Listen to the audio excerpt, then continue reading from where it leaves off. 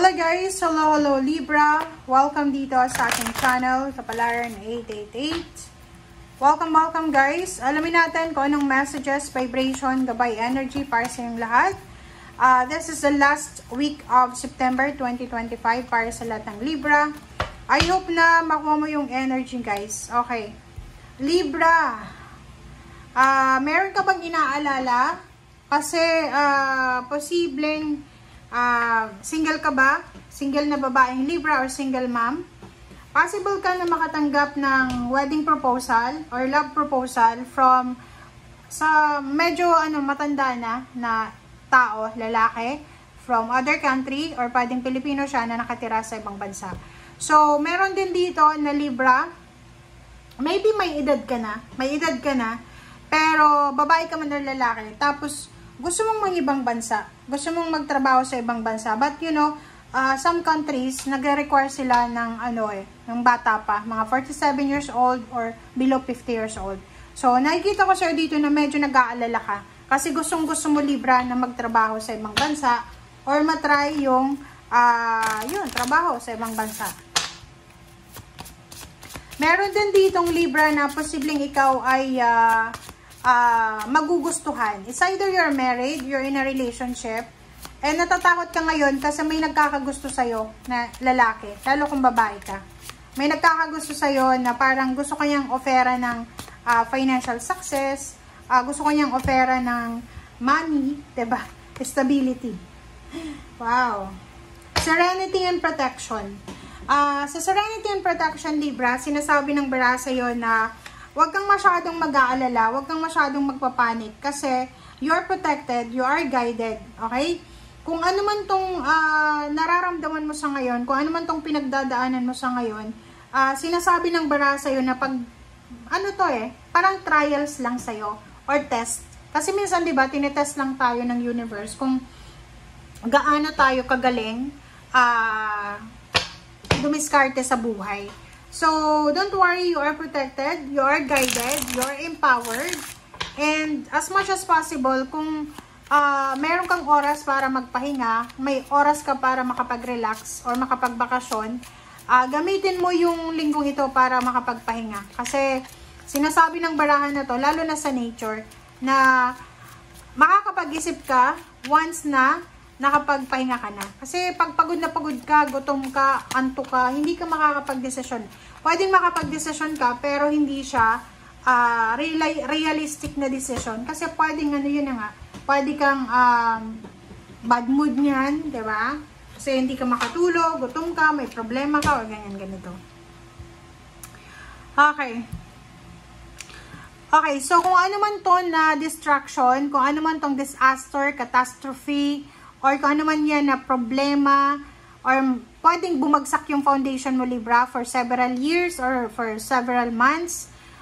Sinasabi ng bara sa'yo na you need to be fiery, you need to be confident, you need to be strong.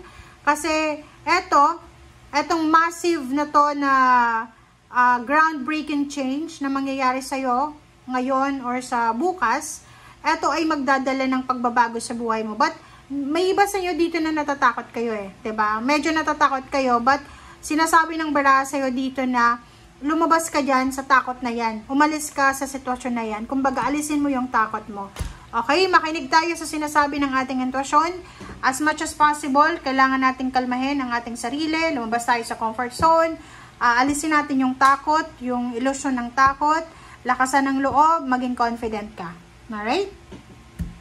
Judgment. Okay. So, nakikita ko sir dito, because of the tower, because of parang distraction, nasira yung, parang bagyo yan diba? Like for example, ganito yon. Pwedeng like nakatira ka sa isang lugar na binabagyo palagi. Diba? Pag binabagyo yung lugar na yan, sabihin na natin, okay, nakatira ka saan ba? Sa Batanes? Batanes ba yung palaging binabagyo? Diba? And, syempre sa lugar na yan, yung mga bahay dyan, talagang ibibuild siya na matatag talaga. Kasi prone siya sa bagyo. But in your case, parang nakikita ko na because of typhoon sa buhay mo, storm sa buhay mo, mga bagyo, problema.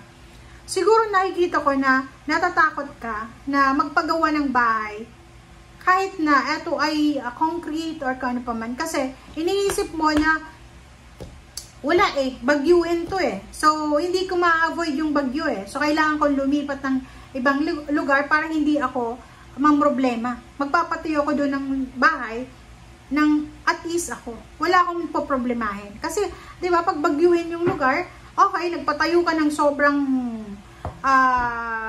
strong na foundation ng bahay. Pero, still, pag may bagyo, mamumroblema ka. So, parang ganun yung energy mo dito. Because of the destruction, because of the catastrophe, because of the disaster, the storm na pinagdaanan mo sa buhay, medyo natatakot ka Natatakot kang mag-fail, natatakot kang matalo sa buhay, natatakot kang bumalik sa dati, yung parang balikan yung pain and heartaches na pinagdaanan mo. Natatakot ka kasi na-trauma ka parang ganon. So, if traumatic yung pinagdaanan mo, talagang, yung iba sa inyo guys, kung afford nyo yung, therapy, diba? Magpa-therapy kayo. Kasi, napaka-importante nun yung mga tao na, like, for example, nakulong, naka-witness ng mga karumal-dumal na pangyayari, kailangan nilang magkaroon ng therapy. Lalo yung iba na halimbawa dumaan ka sa depression, anxiety, kailangan mo rin na pumunta sa doktor na talagang makakatulong sa'yo. Kasi dito, alam mo ba na yung trauma ay makakaapekto yan sa future plans, sa future actions mo. Okay?